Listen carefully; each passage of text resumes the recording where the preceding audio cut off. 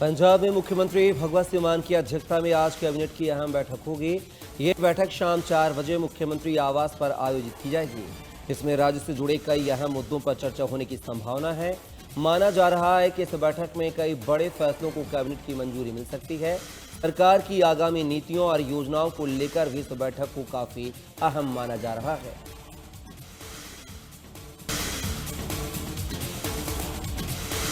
लुधियाना के Ladowal toll plaza पर national justice front समेत कई संगठनों ने सिख कैदियों की रिहाई की मांग को लेकर 2 घंटे तक टोल फ्री कराया। इस दौरान प्रदर्शनकारियों ने बताया कि सजा पूरी होने के बावजूद कई कैदियों को रिहा नहीं किया गया है और उन्होंने सरकार से हस्तक्षेप करने की मांग की है। साथ ही संगठनों ने 4 जुलाई को राजपुरा में रेल रोको आंदोलन और 15 अगस्त को गवर्नर हाउस के बाहर धरने की घोषणा की है।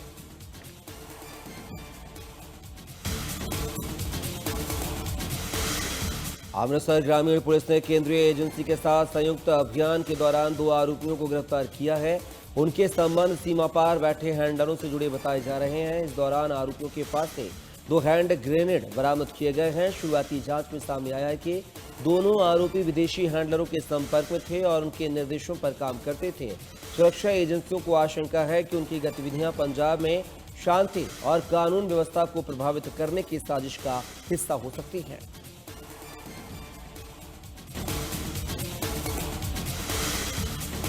बटाला पुलिस ने रेस्टोरेंट के बाहर फायरिंग करने के मामले में कार्रवाई करते हुए आरोपी जय निंदर सिंह को गिरफ्तार किया है। पुलिस ने जांच के बाद आरोपी को पकड़कर घटनास्थल पर ही ले जाकर मार्केट में उसकी परेड करवाई। अधिकारियों के मुताबिक इस मामले में 3 युवकों को नामजद किया गया है और बाकी आरोपियों की तलाश जारी है। पुलिस ने इसे समाज विरोधी तत्वों के खिलाफ सख्त संदेश बताया है।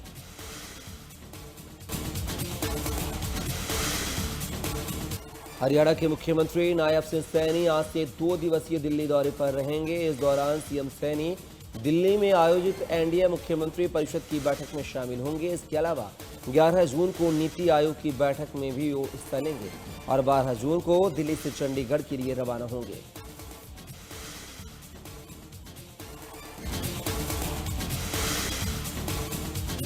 पंचकुला में राज्य स्तरीय सशक्त पंचायत समारोह का आयोजन किया गया है, जिसमें मुख्यमंत्री नायब सिंह सैनी शामिल हुए हैं। इस दौरान उन्होंने कहा है कि प्रधानमंत्री नरेंद्र मोदी के नेतृत्व में 12 वर्ष सेवा, सुशासन और जन कल्याण को स्वर्णिम अध्याय के रहे हैं और गांव विकास का पहला केंद्र होना चाहिए। मुख्यमंत्री ने नशा मुक्ति हरियाणा के संकल्प को दोहराते हुए मानस पोर्टल के जरिए सख्त कार्रवाई की बात कही है। साथ ही उन्होंने करीब 2697 करोड़ रुपए की कई विकास और जन कल्याणकारी योजनाओं की राशि जारी की है। इसमें सामाजिक सुरक्षा पेंशन, महिला योजनाएं, छात्रवृत्तियां और ग्राम विकास कार्य शामिल हैं।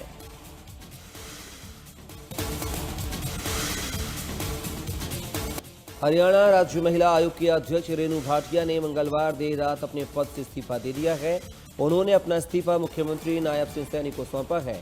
अपने इस्तीफे में रेणु भाटिया ने कहा है कि उन्होंने बीते करीब 4.5 वर्षों के कार्यकाल के दौरान पूरी निष्ठा और ईमानदारी के साथ हरियाणा राज्य महिला आयोग की अध्यक्ष के रूप में कार्य किया है। वहीं उन्होंने इस अवसर के लिए पूर्व सीएम मनोहर लाल और वर्तमान मुख्यमंत्री नायब सिंह सैनी का आभार व्यक्त किया है।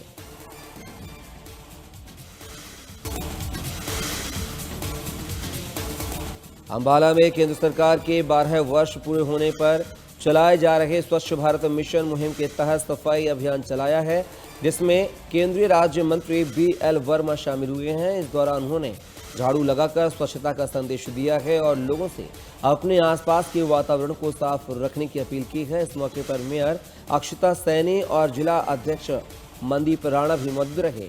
केंद्रीय राज्य मंत्री ने कहा कि स्वच्छ भारत मिशन एक राष्ट्रीय जन आंदोलन है, जिसका मकसद देश को स्वच्छ और स्वस्थ बनाना है।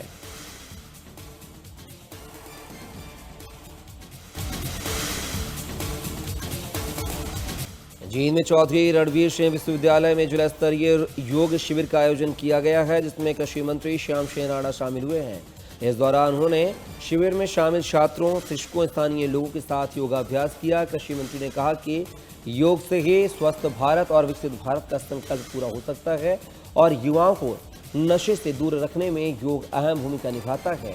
उन्होंने योग नशा मुक्त हरियाणा का संदेश देते हुए योग को जन जन तक पहुंचाने की अपील की है।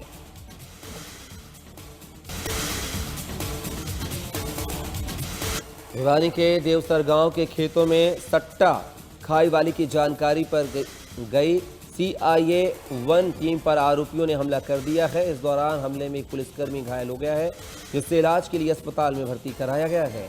बताया जा रहा है कि आरोपियों ने पुलिस टीम को गाड़ी से कुचलने की कोशिश भी की है और मौके से फरार हो गए हैं।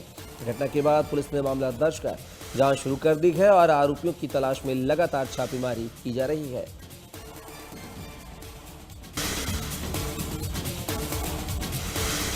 सोनीपत के ककरोई बयापुर रोड पर एक दर्दनाक सड़क हादसे में रिटायर्ड BSF जवान की पत्नी की मौत हो गई है, जबकि वो गंभीर रूप से घायल हो गए हैं।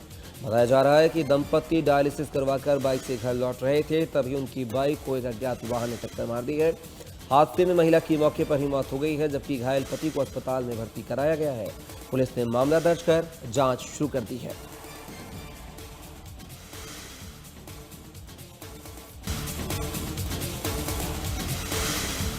लखनऊ के मड़ियाव थाना क्षेत्र में पुलिस ने नकली करेंसी बदलने वाले गिरोह के 3 सदस्यों को गिरफ्तार किया है। आरोपियों के पास से करीब 14 लाख रुपए मूल्य के जाली नोट बरामद हुए हैं। DCP नॉर्थ गोपाल कृष्ण चौधरी के मुताबिक ये कार्रवाई चेकिंग अभियान के दौरान मुखबिर की सूचना पर की गई है। पुलिस ने बताया है कि आरोपियों की पहचान आलोक सिंह, सोनू और ब्रजेश विश्वकर्मा के रूप में हुई है। उनके पास से 500 और 100 रुपए के हजारों जाली नोट मिले हैं।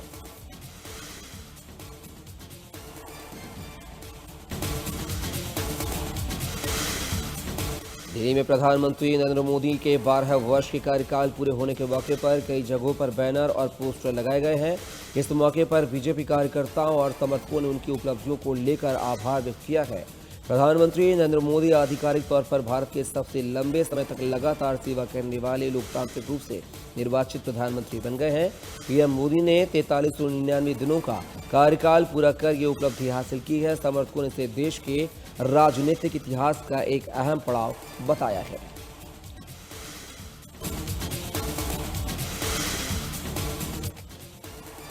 पीएम मोदी के नेतृत्व में एनडीए सरकार के 12 साल पूरे होने के अवसर पर देश भर में कार्यक्रमों का आयोजन किया जा रहा है। इसी कड़ी में दिल्ली स्थित बीजेपी मुख्यालय में सरकार की प्रमुख उपलब्धियों को प्रदर्शित करने वाली एक भव्य प्रदर्शनी का उद्घाटन किया गया। बीजेपी के राष्ट्रीय अध्यक्ष नितिन नवीन ने प्रदर्शनी का शुभारंभ किया है। इस अवसर पर कई वरिष्ठ नेता मौजूद रहे और सरकार की 12 वर्षों की उपलब्धियों और जन कल्याणकारी योजनाओं को प्रदर्शनी के जरिए प्रस्तुत किया गया।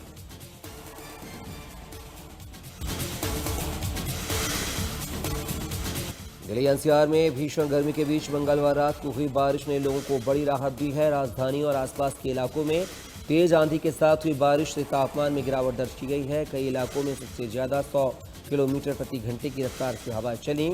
वहीं बदलते हुए मौसम को देखते हुए IMD ने आज के लिए पूर्व अनुमान जारी किया है। विभाग ने दिल्ली के कई इलाकों में 30 से 40 किलोमीटर प्रति घंटे की रफ्तार से हवा चलने की संभावना जताई है। वहीं बृहस्पतिवार को तेज आंधी के साथ बारिश का ऑरेंज और जबकि शुक्रवार के लिए येलो अलर्ट जारी किया गया है।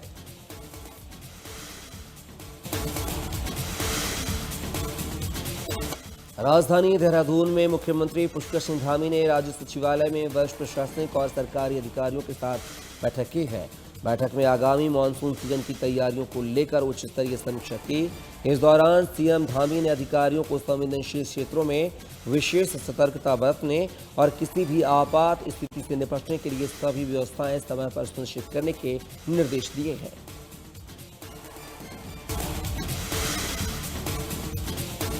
देहरादून के मुख्य सेवक सदन में नियुक्ति पत्र वितरण कार्यक्रम का आयोजन किया गया है, जिसमें मुख्यमंत्री पुष्कर सिंह धामी शामिल हुए हैं। इस दौरान उन्होंने यूके SSSC से नवचयनित 221 अभ्यर्थियों को नियुक्ति पत्र सौंपा है। इस मौके पर सीएम धामी ने कहा है कि राज्य सरकार पारदर्शी और निष्पक्ष भर्ती प्रक्रिया के जरिए युवाओं को सरकारी सेवाओं से जोड़ने के लिए लगातार कार्य कर रही है। उन्होंने कहा है कि भर्ती प्रक्रियाओं को अधिक पारदर्शी और तकनीक आधारित बनाया गया है, जिससे युवाओं का विश्वास मजबूत हुआ है।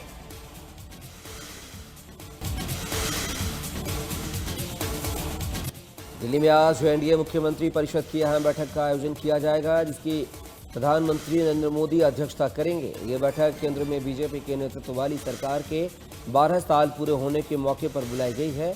जिसमें एनडीए शासित राज्यों के मुख्यमंत्री, उप मुख्यमंत्री, बीजेपी के वरिष्ठ नेता और सहयोगी दलों के प्रतिनिधि शामिल होंगे।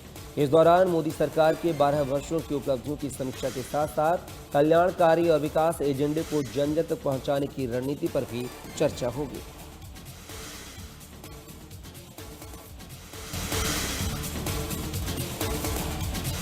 केंद्रीय गृह मंत्री अमित शाह ने लैंड पोर्ट मैनेजमेंट सिस्टम का शुभारंभ किया है। यह पहल पीएम मोदी के स्मार्ट बॉर्डर मैनेजमेंट के विजन को आगे बढ़ाने वाली अहम परियोजना मानी जा रही है, जिसका उद्देश्य तकनीक के जरिए सीमा पार व्यापार और यात्री आवागमन को अधिक सुरक्षित और पारदर्शी सुगम बनाना है।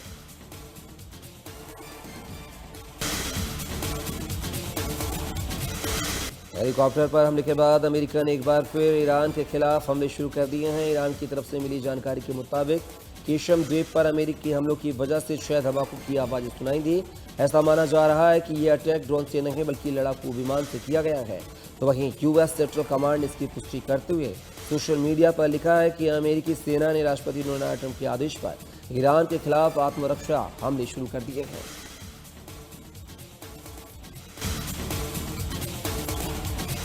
वहीं ईरान पर किए गए हमलों से पहले अमेरिकी राष्ट्रपति डोनाल्ड ट्रंप ने उन्हें चेतावनी दी थी कि ट्रंप ने दावा किया था कि ईरान ने अमेरिकी सेना के एक अत्याधुनिक अपाचे हेलीकॉप्टर को मार गिराया है। इस हमले का जवाब देना अमेरिका के लिए जरूरी हो गया है। ट्रंप ने अपने social media platform truth social पर पोस्ट करते हुए कहा है कि ईरानियों ने हॉर्मुज के ऊपर गश्त कर रहे उनके अत्याधुनिक अपाचे हेलीकॉप्टर को मार गिराया है। साथ ही बताया है कि हेलीकॉप्टर में सवार दोनों पायलट सुरक्षित हैं और उन्हें कोई चोट नहीं आई है। दोनों क्रू मेंबर्स को सुरक्षित बाहर निकाल लिया गया है।